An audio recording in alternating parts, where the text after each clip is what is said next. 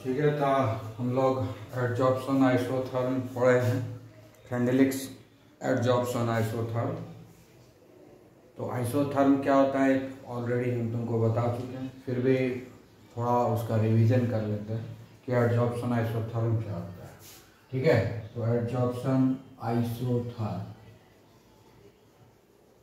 ठीक है, adsorption isotherm क्या होता है? इट इज द ग्राफ, क्या है? The graph between extent of adsorption,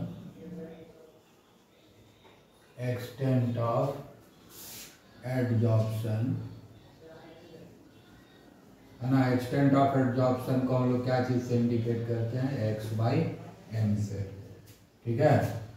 and pressure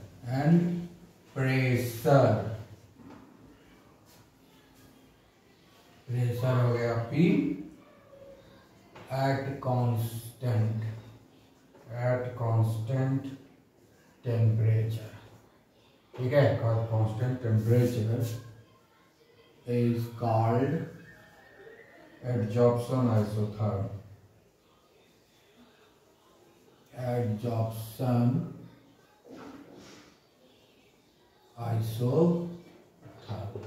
ठीक है। अब इसका ग्राफ कैसा बनता है? ये हो गया x एक्सिस है, ये y एक्सिस। अब ऑन द y एक्सिस हम लोग क्या लिखेंगे? x by m, extent of adsorption. इधर इंक्रीज कर रहा है और इधर जो है प्रेशर इंक्रीज कर रहा है। इसका ग्राफ कैसा आता है? ठीक है, यहां से देखो कि पैरेलल होगा ना, यहां से ये पैरेलल होगा, इसको हम लोग PS बोलते हैं। ठीक है, ये हो गया हमारा PS, सैचुरेशन पॉइंट आ गया। अब यहाँ तक देखो ग्राफ क्या है? स्ट्रेट लाइन है। यहाँ पर जो है हम लोग पढ़ चुके हैं x by m equal to KP not, ये हम पढ़ चुके हैं। और ये बीच वाला जो पोर्शन है यहाँ से लेके यहाँ तक, ये इंटरमीडिएट पोजीशन है, इसका भी पढ़ चुके हैं। x by m equal to KP to the power 1 by n, ठीक है। और यहाँ से यहाँ तक का जो पोजीशन है उसके लिए इक्वेशन हम लोग पढ़े हैं x by m equal to KP 1, है ना। ये 1 है लो प्रेशर पर, ये सैचुरेशन पॉइंट है, ये इंटरमीडिएट प्रेशर है। ये इस तरह का ग्राफ आता है हमारा एडजॉर्प्शन आइसोथर्म का, इस तरह का ग्राफ आता है। ठीक है, रिमाइंड हो गया, ठीक है। एट कांस्टेंट, और ये जो ग्राफ बना है किस पर बना है? एट कांस्टेंट टेम्परेचर, है ना। कांस्टेंट टेम्परेचर के ऊपर ये ग्राफ बनाया गया है। तो ये जो ग्राफ बना ना, ये जो कर्व आया है ना, इसी को बोलते हैं एडजॉर्प्शन आइसोथर्म। ये जो कर्व आया इसी को हम बोलते हैं एडजॉर्प्शन आइसोथर्म, ठीक है। प्रेशर बढ़ रहा है, ठीक है। इस पॉइंट पर एक्सटेंट ऑफ एब्जॉर्प्शन भी 0 है, प्रेशर भी 0 है। प्रेशर बढ़ा, शुरुआत में एक्सटेंट ऑफ एब्जॉर्प्शन बढ़ने लगा, ठीक है, सुविधा बढ़ने लगा। जैसे जैसे प्रेशर बढ़ा, थोड़ा सा और प्रेशर बढ़ा तो फिर जो है ये एब्जॉर्प्शन घटने लगा, ठीक है ना, एब्जॉर्प्शन कम होने लगा। अब यहाँ पर आ गया इस पॉइंट पे, है ना, इस पॉइंट पे, ये सैचुरेशन पॉइंट पे जब पहुँच गया, सैचुरेशन प्रेशर पर पहुँच गया, इसके बाद अब एब्जॉर्प्शन कुछ बढ़ ही नहीं रहा, एकदम पैरेलल हो गया ये, ठीक है। ये x एक्सिस के अब पैरेलल हो गया है, अब ये कुछ नहीं बढ़ रहा है। तो आगे जो है कितना भी हम प्रेशर इसके बढ़ाएं ये पैरेलल ही रहेगा, मतलब एडजॉर्प्शन में कोई चेंज नहीं होता है। इस तरीके से फेंड्रिक आइसोथर्म थ्योरम पढ़े, जो कि हाई प्रेशर के ऊपर फेल कर जाता है। तो एडजॉर्प्शन आइसोथर्म क्या हो गया? Graph between extent of adsorption and pressure at constant temperature, इसको बोलते हैं एडजॉर्प्शन आइसोथर्म, ठीक है। ये पढ़ लिए, ठीक है। अब दूसरा एक और चीज बच गया था, लिमिटेशन, है ना, limitation of Freundlich isotherm, Freundlich isotherm, ये तो लिमिटेशन हो गया। लिमिटेशन क्या है? It fails at high pressure. इसका लिमिटेशन नहीं है कि हाई प्रेशर पर ये फेल कर जाता है। पीएस क्या है? Saturation pressure. पीएस को क्या बोलते हैं हम लोग? Saturation pressure. ठीक है, ये हो गया सैचुरेशन प्रेशर हो गया। तो आफ्टर सैचुरेशन प्रेशर क्या होता है? हाई प्रेशर है, और हाई प्रेशर पर जो है फ्रेंडलिक आइसोथर्म जो बताया गया है वो फेल कर जाता है। तो सिर्फ जो है लो प्रेशर पर ही applicable. It fails at high pressure, only applicable at low pressure, only applicable at low pressure. मतलब ये रेंज में, इसी रेंज में सिर्फ फ्रेंडलिक आइसोथर्म। ये जो रेंज है ना लो प्रेशर का, ये जो रेंज है हमारा लो प्रेशर का, ये जो रेंज हो गया हमारा लो प्रेशर का, यही लो प्रेशर रेंज में फ्रेंडलिक आइसोथर्म काम करता है, इसी लो प्रेशर में। बाकी ये इंटरमीडिएट में, ये हाई प्रेशर सब जगह फेल कर जाता है। इंटरमीडिएट में तो कुछ हद तक सही देता भी है, लेकिन हाई प्रेशर पर तो ये पूरी तरह से फेल कर जाता है। ठीक है, तो इस तरीके से यही इसका लिमिटेशन है। ठीक है, तो इसीलिए इसको हम लोग क्या बोलते हैं? That is why this one is considered as, that is why this is considered as approximate.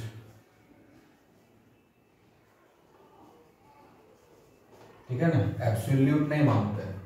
That's why this is considered as approximate. Freundlich isotherm जो है कंसिडर्ड एज अप्रॉक्सीमेट। क्यों?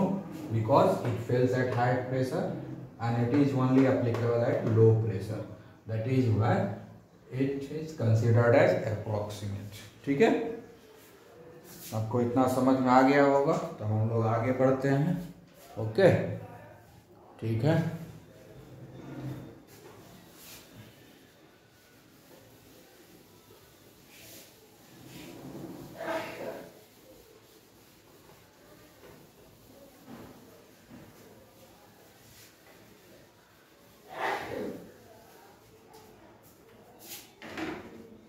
अब हम लोग पढ़ेंगे एडजॉर्प्शन आइसोबार। हालांकि ये सिलेबस में नहीं है, फिर भी अंडरस्टैंडिंग के लिए थोड़ा पढ़ लेते हैं, ज़्यादा नहीं पढ़ना है, हल्का सा पढ़ लेते हैं। ठीक है, आइडिया ले लेते हैं। Adsorption isobar. ठीक है, एडजॉर्प्शन आइसोबार पढ़ेंगे, है ना। तो आइसोबार है मतलब प्रेशर कांस्टेंट होगा। आइसोथर्म था तो टेम्परेचर कांस्टेंट, आइसोथर्म था तो टेम्परेचर कांस्टेंट। आइसोबार है इसका मतलब यहाँ पर जो है प्रेशर को कांस्टेंट कर देंगे, बाकी वही रहेगा, एक्सटेंट ऑफ एब्जॉर्प्शन वही रहेगा। ठीक है, सो द ग्राफ बिटवीन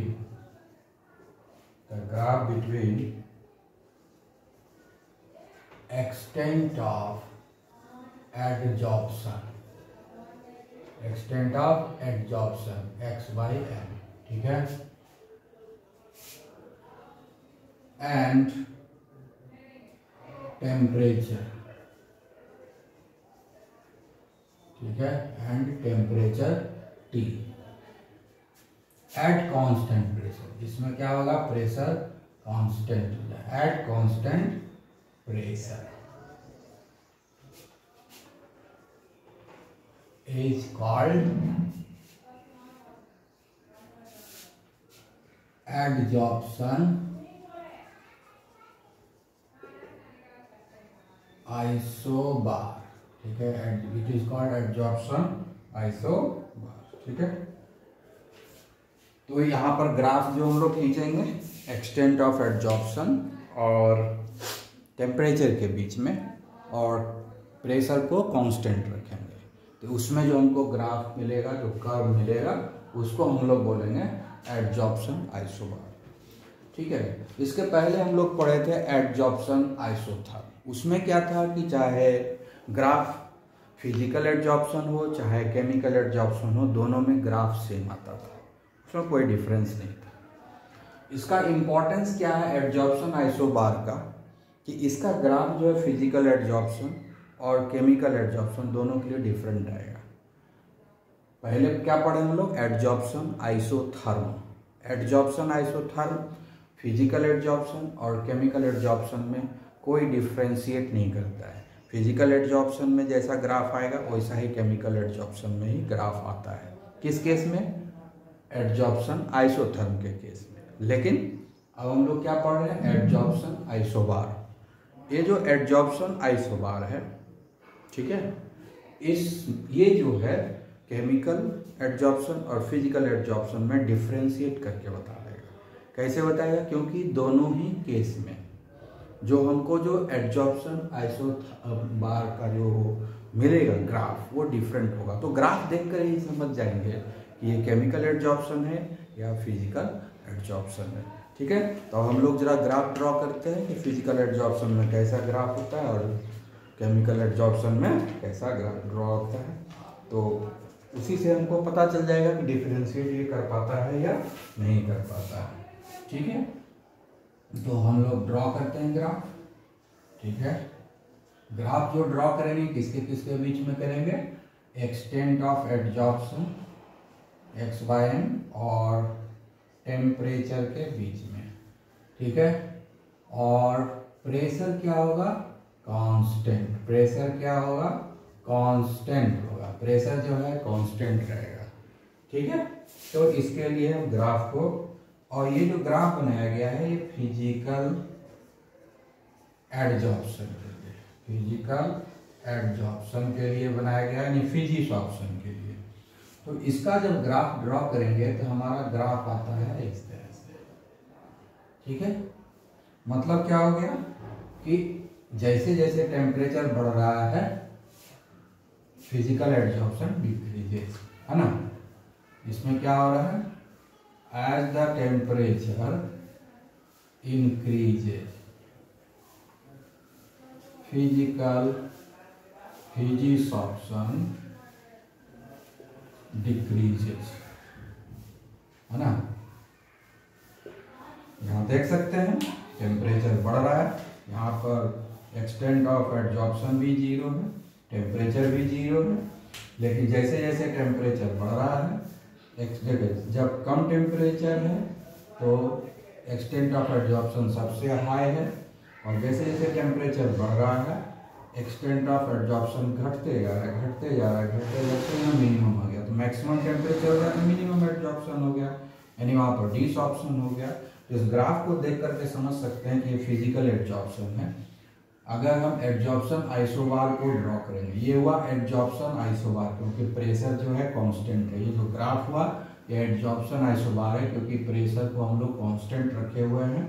ठीक है, अब क्या है इसमें कि एडजॉर्प्शन आइसोबार देख करके हम समझ जाते हैं कि फिजिकल एडजॉर्प्शन होगा, क्योंकि फिजिकल एडजॉर्प्शन में टेम्परेचर बढ़ने के साथ जो एडजॉर्प्शन आइसोबार होता है वो डिक्रीज होता है, एक्सटेंट ऑफ एडजॉर्प्शन जो होता है वो डिक्रीज करता है, फिजिसॉर्प्शन जो है डिक्रीज होता है। अब हम लोग देखते हैं, ठीक है, डिक्रीज होता है इसमें क्योंकि वैन डेर वाल फोर्स ऑफ अट्रैक्शन ही रहता है, और जैसे जैसे टेम्परेचर बढ़ाते हैं वैन डेर वाल फोर्स ऑफ अट्रैक्शन बढ़ता है। जैसे जैसे टेम्परेचर बढ़ाएंगे वैन डेर वाल फोर्स ऑफ अट्रैक्शन बढ़ता नहीं है, घटता है।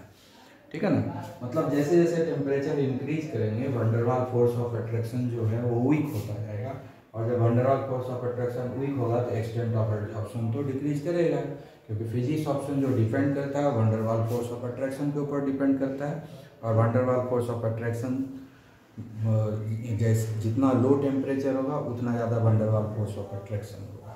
तो इसलिए इसमें जैसे ही टेम्परेचर इंक्रीज करेंगे फिजिसॉर्प्शन जो है डिक्रीज करेगा। ठीक है, अब हम लोग देखते हैं केमिसॉर्प्शन में क्या होता है।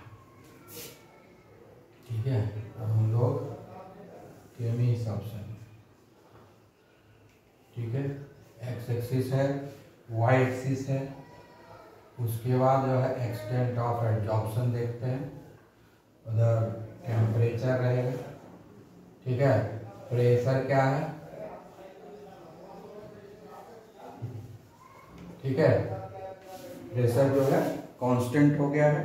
अब इसका जब हम ग्राफ को ड्रॉ करते हैं तो इनिशियली जो है एडजॉर्प्शन धीरे धीरे बढ़ता है, मैक्सिमम आएगा और फिर धीरे धीरे कम आएगा, ठीक है। ये हो गया केमिकल एडजॉर्प्शन।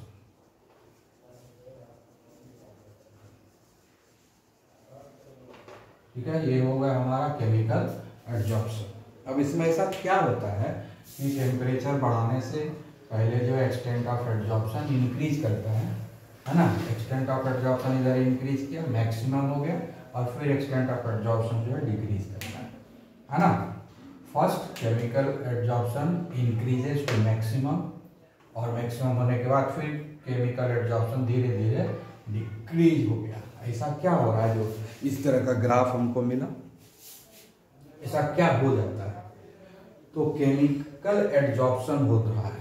तो केमिकल एडजॉर्प्शन तो तभी संभव है जब एडजॉर्बेंट और एडजॉर्बेंट के बीच में केमिकल बॉन्ड डेवलप करें, है ना। केमिकल एडजॉर्प्शन तो तभी न होगा जब एडजॉर्बेंट और एडजॉर्बेंट के बीच में केमिकल बॉन्ड डेवलप हो जाए, या केमिकल बॉन्ड के जैसा कुछ डेवलप हो जाए। और कहीं भी केमिकल बॉन्ड डेवलप होता है तो उसमें एक्टिवेशन एनर्जी का जरूरत पड़ता है ना। इफेक्टिव कोलिजन होने के लिए क्या चीज़ का जरूरत पड़ता है, इफेक्टिव कोलिजन का जरूरत पड़ेगा। इफेक्टिव कोलिजन के लिए एक्टिवेशन एनर्जी चाहिए, ठीक है। तो जो एक्टिवेशन एनर्जी के कारण, और केमिकल एडजॉर्प्शन में क्या है, एक्टिवेशन एनर्जी हाई होता है। केमिकल एडजॉर्प्शन में एक्टिवेशन एनर्जी हाई होता है। केमिकल रिएक्शन हो ही रहा है तो एक्टिवेशन एनर्जी हाई होगा ही। तो एक्टिवेशन एनर्जी तो शुरू में जब हम टेम्परेचर बढ़ाते हैं तो उस टेम्परेचर को एक्टिवेशन एनर्जी के रूप में यूज करता है, ठीक है। कोलिजन इफेक्टिव होता है और एडजॉर्प्शन होने लगता है धीरे धीरे, और मैक्सिमम एडजॉर्प्शन हो जाता है। जैसे कंप्लीटली बॉन्ड पूरा बन गया उस लेयर के ऊपर, वो एक लेयर फॉर्म हो गया उसके ऊपर, एक सिंगल लेयर कंप्लीटली वो एडजॉर्बेट चिपक गया एडजॉर्बेंट के ऊपर, और लेयर कंप्लीट हो गया, और कोई सरफेस एरिया नहीं बचा हुआ है जहाँ चिपका हुआ है। उस समय ये मैक्सिमम हो गया adsorption, extent of adsorption maximum हो गया। जब पूरा सरफेस एरिया कवर्ड हो गया एडजॉर्बेंट से, एडजॉर्बेंट का कंप्लीट सरफेस एरिया कवर हो गया एडजॉर्बेंट से, तो उसमें तक ये एडजॉर्प्शन बढ़ते रहा और ये मैक्सिमम पॉइंट हुआ। अब चूंकि सरफेस एरिया कंप्लीटली भर गया, अब एडजॉर्प्शन होने के लिए कोई चांस नहीं है।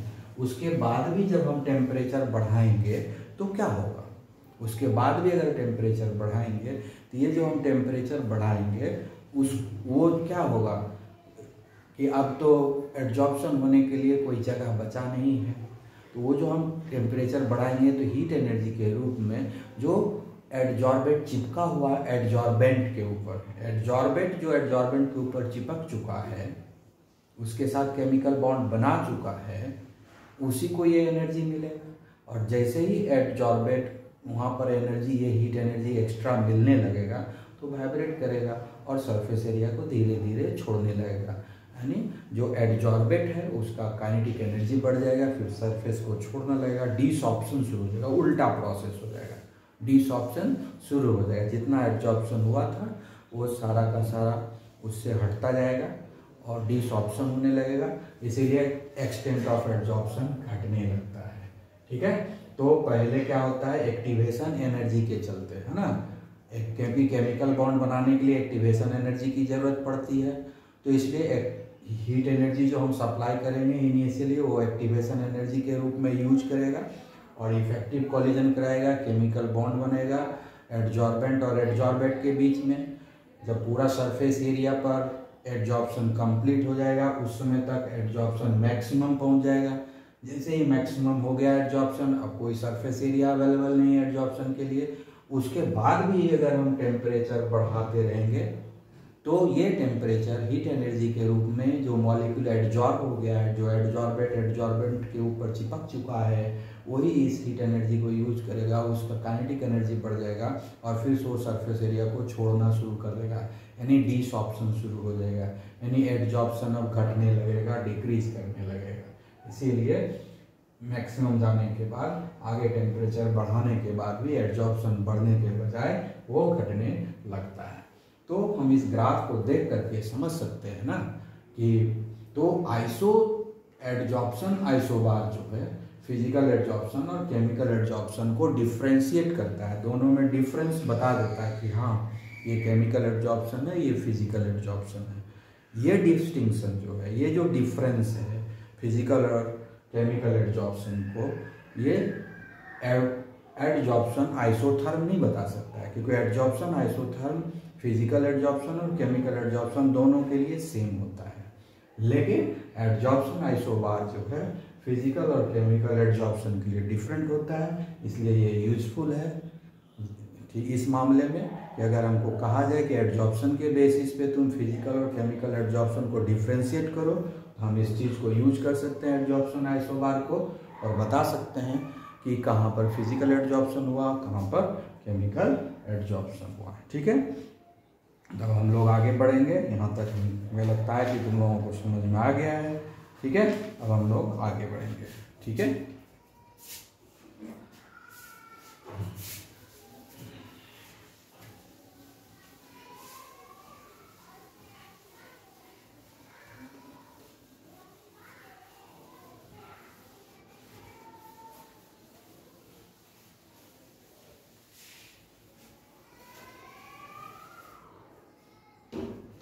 अब हम लोग जो पढ़ेंगे, अभी तक हम लोग पढ़े थे एडजॉर्प्शन ऑफ गैस, है ना, जिसमें गैस जो है एडजॉर्बेंट बना हुआ था और सॉलिड सरफेस के ऊपर चिपक रहा था। तो adsorption of gas on solid surface ही पढ़ रहे थे। अब पढ़ेंगे एडजॉर्प्शन फ्रॉम सॉल्यूशन। एडजॉर्प्शन, अब हम लोग पढ़ेंगे एडजॉर्प्शन फ्रॉम सॉल्यूशन। ठीक है, ये सॉल्यूशन है ना, तो सॉल्यूशन में तो एक से ज़्यादा इंग्रेडिएंट होता है, कम से कम 2 इंग्रेडिएंट तो होगा ही ना, सॉल्वेंट होगा और सॉल्यूट होगा, तो 2 इंग्रेडिएंट होना तो निश्चित है, उसमें कोई डाउट नहीं है, आराम से होगा 2 इंग्रेडिएंट। तो सॉल्यूशन में जो सॉल्यूट है और सॉल्वेंट है, उसमें से सॉल्यूट सॉल्वेंट को अगर अलग करना हो तो हम एडजॉर्प्शन प्रोसेस से अलग कर सकते हैं, क्योंकि जनरली जो होता है सॉल्यूशन में जो सॉल्यूट होता है वो किसी पर्टिकुलर सरफेस पर एडजॉर्ब करता है। तो अगर हम इसमें कुछ एडजॉर्बेंट मिला दें, ठीक है, तो सॉल्यूशन से जो है सॉल्यूट अलग हो सकता है, होता है, ऐसा होता है। इसीलिए हम लोग पढ़ेंगे एडजॉर्प्शन फ्रॉम सॉल्यूशन। ठीक है, तो हम लोग कुछ एग्जाम्पल अगर लेते हैं तो उससे हमको पता चल जाएगा कि एडजॉर्प्शन होता है या नहीं होता है। ठीक है, जैसे एक एग्जाम्पल लेते हैं, ठीक है, सॉल्यूशन, एक एग्जाम्पल लेते हैं सॉल्यूशन ऑफ एसिटिक एसिड, है ना, जिसको हम लोग विनेगर भी बोलते हैं। ठीक है, विनेगर भी बोलते हैं। ठीक है, अभी तो सॉल्यूशन है एसिटिक एसिड का, तो एसिड, इसमें क्या है, पानी है और एसिटिक एसिड है। इसमें क्या है, सॉल्यूशन ऑफ एसिटिक एसिड में क्या है, H2O है और CH3COOH। ठीक है, ये हो गया हमारा सॉल्यूट और ये हो गया हमारा सॉल्वेंट। तो इसमें से जो है हमको सॉल्यूट को हटाना है, यानी एसिटिक एसिड को जो है हटाना है। पूरा नहीं हटा है तो थोड़ा बहुत तो भी तो कम कर सकते हैं। ठीक है, तो हम क्या करते हैं कि ये जो एसिटिक एसिड का सॉल्यूशन है उसमें हम लोग चारकोल पाउडर डाल देते हैं। इसमें क्या करेंगे, हम लोग चारकोल पाउडर डाल देंगे। क्या डालेंगे, चारकोल पाउडर। चारकोल पाउडर डाल करके सेक कर देंगे। जिस कंटेनर में ये एसिटिक एसिड रखा हुआ रहेगा, सॉल्यूशन ऑफ एसिटिक एसिड, उसी कंटेनर में हम चारकोल पाउडर डाल देंगे और उसको सेक कर देंगे। ठीक है, सेक कर देंगे, ला डुला देंगे। और उसके बाद थोड़ा देर के बाद हम चेक करेंगे तो जो एसिटिक एसिड का कॉन्सेंट्रेशन है, यानी जो सॉल्यूशन का कॉन्सेंट्रेशन है वो कम हो जाएगा। ठीक है, बहुत सारा एसिटिक एसिड जो है वो चारकोल के ऊपर चिपक जाए। चारकोल को जो है उसमें डाल देंगे सॉल्यूशन ऑफ एसिटिक एसिड में, उसको सेक करेंगे। ठीक है, पहले चारकोल पाउडर डालने से पहले इसका कॉन्सेंट्रेशन हम पता कर लेंगे कितना है कॉन्सेंट्रेशन इस सॉल्यूशन का। जानते ही हो कि कॉन्सेंट्रेशन कैसे पता करते हैं, तो पहले कॉन्सेंट्रेशन पता कर लेंगे, फिर उसमें नोट डाउन कर लेंगे क्या कॉन्सेंट्रेशन है इस सॉल्यूशन का। अब क्या करेंगे, उसमें चारकोल पाउडर डाल देंगे, उसको सेक करेंगे। ठीक है ना, जब सेक कर देंगे, सेक करने के बाद फिल्टर कर देंगे। फिल्टर कर देंगे तो चारकोल पाउडर सारा फिल्टर पेपर पर जमा हो जाएगा और एसिटिक एसिड का सॉल्यूशन जो है फिल्ट्रेट के रूप में छान करके बाहर निकल जाएगा। अब फिर से जो हमको फिल्ट्रेट मिला है एसिटिक एसिड के सॉल्यूशन का, उसका कॉन्सेंट्रेशन को स्टडी करेंगे तो देखोगे जो कॉन्सेंट्रेशन है एसिटिक एसिड का वो घट गया है। कॉन्सेंट्रेशन जो है एसिटिक एसिड का क्या हो जाता है, घट जाता है। ठीक है, concentration decreases, concentration of CH3COH decreases, यानी पहले जितना एसिटिक एसिड था सॉल्यूशन में अब नहीं है। तो अमाउंट ऑफ सॉल्यूट क्या हो गया, सर्टेन अमाउंट ऑफ सॉल्यूट क्या हो गया, चारकोल के ऊपर चिपक गया, चारकोल के ऊपर एड्जॉर्ब कर गया। तो एड्जॉर्प्शन फ्रॉम सॉल्यूशन हुआ कि नहीं, सॉल्यूशन से कुछ पार्टिकल है ना, सॉल्यूशन का कुछ इंग्रेडिएंट सॉलिड सरफेस के ऊपर आकर के एड्जॉर्ब हो गया। तो ये हो गया एड्जॉर्प्शन फ्रॉम सॉल्यूशन। ये एक एग्जांपल है, और भी एग्जांपल हम देते हैं तुमको। ये तो एक एग्जांपल हो गया, दूसरा एग्जांपल देते हैं। दूसरा एग्जांपल जो है, किसी चीज में मैग्नीशियम है, ठीक है, हमको पता करना है कि इसमें मैग्नीशियम हाइड्रोक्साइड है या नहीं। ठीक है ना, तो हम लोगों को पता करना है, जैसे कोई सॉल्यूशन है रखा हुआ मैग्नीशियम हाइड्रोक्साइड का, ऐसे मिल्की वाइट होता है कलर, तो हमको पता करना है कि मिल्की वाइट है तो ये मिल्क तो नहीं ना है, मैग्नीशियम हाइड्रोक्साइड ही है, ऐसा हमको पता करना है। तो कैसे पता करेंगे, मैग्नीशियम हाइड्रोक्साइड है कि नहीं कहीं पर, ये हमको पता करना है। किसी चीज़ में, कोई भी चीज़ है उसमें घुला हुआ है मैग्नीशियम हाइड्रोक्साइड, अब उसमें सही में मैग्नीशियम हाइड्रोक्साइड घुला हुआ है या नहीं है, ये कैसे पता करेंगे। इसके लिए क्या करेंगे, सॉल्यूशन ऑफ मैग्नीशियम हाइड्रोक्साइड ले लेंगे, यानी जिसमें जिस सॉल्यूशन में मैग्नीशियम हाइड्रोक्साइड है, ठीक है ना, जिस सॉल्यूशन में मैग्नीशियम हाइड्रोक्साइड है उसको ले लेंगे और उसमें हम लोग मैग्नीशियम रिएजेंट को ऐड करेंगे।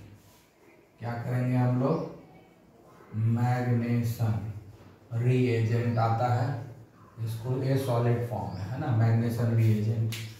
ठीक है, मैग्नीशियम हाइड्रोक्साइड है, उसमें मैग्नीशियम रिएजेंट को दे देते हैं। ठीक है, अब यहाँ पर क्या हुआ था कि एड्जॉर्प्शन क्या हुआ था, सॉल्यूट का चारकोल पर हुआ था, है ना, this solute get adsorbed over charcoal. इसमें क्या हुआ था, CH3COOH एड्जॉर्ब हुआ था, एड्जॉर्ब ऑन चारकोल। ठीक है, यहां पर क्या हुआ था कि एसिटिक एसिड जो है एड्जॉर्ब हो गया चारकोल पर। अब इस सॉल्यूशन ऑफ मैग्नीशियम हाइड्रोक्साइड रहेगा, उसमें जैसे ही मैग्नीशियम रिएजेंट डालेंगे ये ब्लू कलर हो जाएगा। ठीक है, तो हो जाता है ब्लू कलरेशन, ब्लू कलर में कन्वर्ट हो जाता है, होता है जनरली ये व्हाइट कलर का, लेकिन हो गया वो ब्लू कलर। इसमें क्या हो रहा है, ये जो मैग्नीशियम रिएजेंट है ना वो इसके ऊपर चिपक जाता है, ये जो मैग्नीशियम रिएजेंट है ये चिपकता है इसके ऊपर, मैग्नीशियम रिएजेंट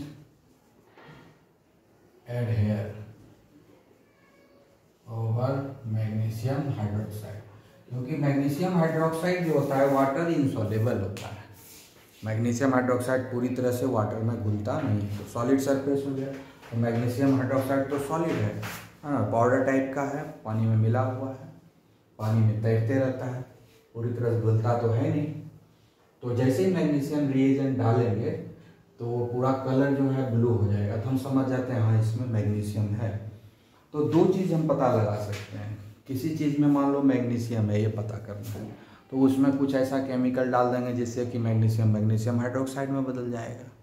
और फिर जब मैग्नीशियम हाइड्रोक्साइड को पता करने के लिए हम मैग्नीशियम रिएजेंट डाल देंगे तो ब्लू कलरेशन हो जाएगा। जैसे ब्लू कलरेशन हो गया हम समझ गए हाँ इसमें ज़रूर मैग्नीशियम का कुछ न कुछ प्रोडक्ट है, मैग्नीशियम हाइड्रोक्साइड जरूर है इसमें। तो जब तक कि मैग्नीशियम हाइड्रोक्साइड नहीं होगा ये ब्लू कलरेशन नहीं हुआ। तो अब देख रहे हो यहाँ पर एडजॉर्प्शन हो रहा है सॉल्यूशन, ठीक है, ये भी एक एग्जांपल हुआ। उसके बाद एक बहुत ही कॉमन चीज़ है जो क्लास 9 से पढ़ाते आ रहे हैं, ठीक है, जैसे कि लिटमस सॉल्यूशन है ना। कौन सा है? लिटमस सॉल्यूशन, ब्लू और रेड लिटमस सॉल्यूशन, ब्लू और रेड लिटमस सॉल्यूशन है। एसिड बेस को टेस्ट करने के लिए ब्लू और रेड लिटमस सॉल्यूशन का यूज करते हैं, यूज किए हो, प्रैक्टिकल कर चुके हो। अब हम क्या करते हैं, ब्लू या रेड लिटमस सॉल्यूशन रहेगा ना, उसमें चारकोल पाउडर डाल देंगे, चारकोल पाउडर डाल देंगे, ठीक है। चारकोल पाउडर डालने के बाद क्या हो जाएगा, कलरलेस हो जाएगा। क्या हो जाएगा, चारकोल पाउडर डाल के सेक कर देंगे। चारकोल पाउडर डाल करके क्या करेंगे, सेक कर देंगे। तो चारकोल पाउडर ब्लू और रेड लिटमस सॉल्यूशन रहेगा, उसमें चारकोल पाउडर जैसे ही देंगे तो ये जो ब्लू और रेड लिटमस सॉल्यूशन रहेगा वो कलरलेस हो जाएगा। उसके बाद उसको हम छान देंगे तो चारकोल पाउडर हट जाएगा, इधर पानी जैसा तुमको कलरलेस सॉल्यूशन मिला। तो क्या हुआ, ये जो रेड और ब्लू कलर का जो लिटमस सॉल्यूट था उसमें वो सारा का सारा चारकोल पाउडर के ऊपर चिपक गया, चारकोल पाउडर के ऊपर एडहेयर कर गया, है ना। ये जो ब्लू जो कलरेशन था, जो ब्लू और रेड कलर था लिटमस में, वो क्या हुआ, चारकोल पाउडर के ऊपर चिपक गया, एडजॉर्ब हो गया, इसीलिए ये कलरलेस हो गया। तो यहाँ भी हो गया एडजॉर्प्शन फ्रॉम द सॉल्यूशन, ठीक है, आई बात समझ में। उसके अलावा जैसे कि ये तो हुआ कि एक सॉल्यूट है और एक सॉल्वेंट है, तो उसमें से सॉल्यूट जो है निकल करके किसी सॉलिड सरफेस के ऊपर चिपक रहा है, सेपरेशन हो रहा है, ठीक है। ये सब में वही है, सब में एक ही सॉल्यूट है, एसिटिक एसिड है, इसमें एक सॉल्यूट है मैग्नीशियम हाइड्रोक्साइड, इसमें एक ही सॉल्यूट है रेड या ब्लू लिटमस है इसमें। तो सॉल्यूट ये जो 3 एग्जांपल लिए इसमें एक ही सॉल्यूट है और एक ही सॉल्वेंट है। तीनों में सॉल्वेंट क्या है, वाटर। तीनों में सॉल्वेंट क्या है, वाटर। इस तीनों में सॉल्वेंट क्या है, वाटर है, ठीक है। सॉल्वेंट तीनों में वाटर है और सॉल्यूट सब में एक है। इसमें सॉल्यूट एसिटिक एसिड है, इसमें सॉल्यूट मैग्नीशियम हाइड्रोक्साइड है, इसमें सॉल्यूट ब्लू या रेड लिटमस है, ब्लू या रेड लिटमस है। तो सॉल्यूट एक और सॉल्वेंट एक, यहाँ कोई दिक्कत ही नहीं है, तो सॉल्यूट को आराम से हटा दिए। कभी कभी ऐसा भी तो सॉल्यूशन होता है जिसमें एक से ज़्यादा सॉल्यूट रहेगा, जैसे केन शुगर सॉल्यूशन लेंगे ना, है ना, केन शुगर सॉल्यूशन, है ना, शुगर केन सॉल्यूशन या केन शुगर जो लिखना हो, शुगर केन सॉल्यूशन यानी गन्ने का जूस। शुगर केन सॉल्यूशन का मतलब हो गया गन्ने का जूस। तो गन्ना का जूस तो पानी के जैसे साफ नहीं रहता है, उसमें बहुत सारा कलरिंग मटेरियल रहता है ना। तो अगर हमको उस गन्ने के जूस से चीनी निकालना है, चीनी कितना क्रिस्टल क्लियर साफ रहता है, क्रिस्टलाइन कलरलेस रहता है। तो अगर उसी से डायरेक्ट उसी जूस से हम डायरेक्ट चीनी तैयार करेंगे तब तो वो कलरफुल चीनी बनेगा। हमको तो कलरलेस चीनी चाहिए, कलरलेस शुगर चाहिए। तो क्या करेंगे, उसमें जो कलरफुल आइटम सब है, कलरफुल इंग्रेडिएंट सब है, वो सबको रिमूव करना होगा, ठीक है ना। अब इसमें जो है कलरिंग मटेरियल तो है ही, इसके अलावा और कौन सा सॉल्यूट है इसमें? शुगर भी।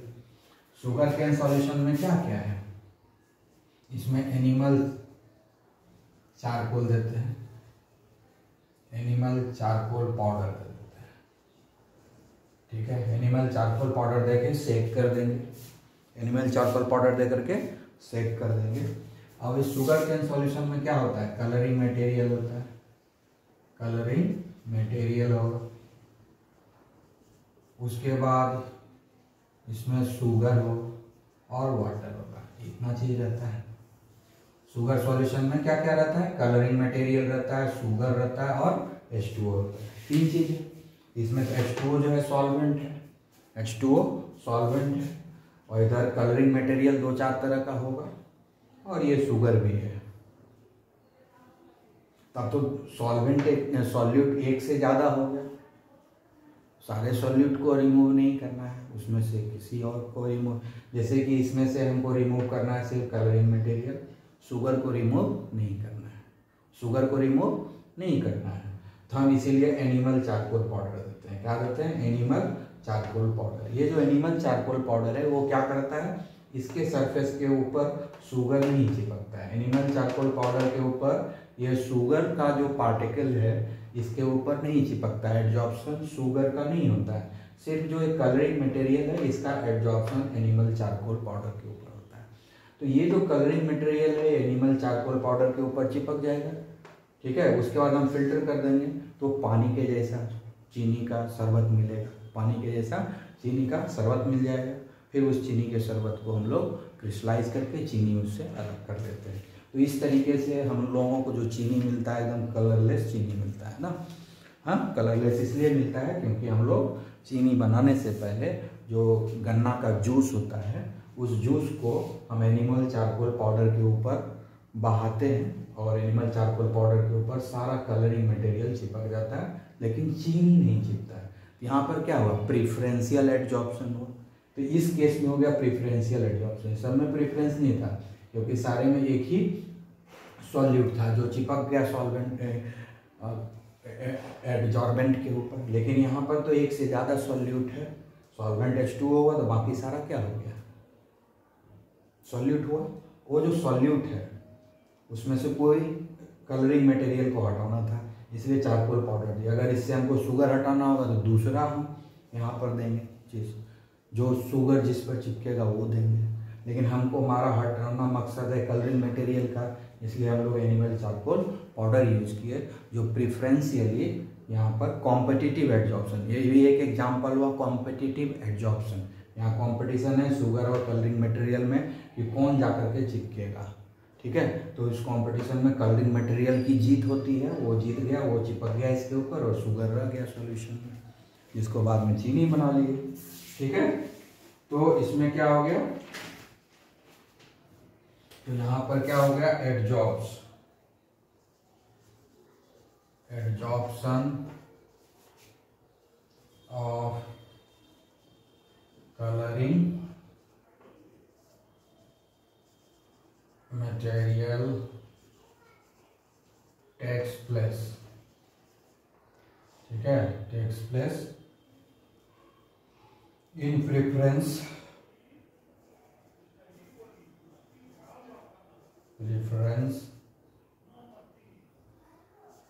To sugar, in preference to sugar, ठीक है। शुगर के प्रेफरेंस से प्रीफर किया है तो इसीलिए चेंज हो गया, ठीक है, ओके।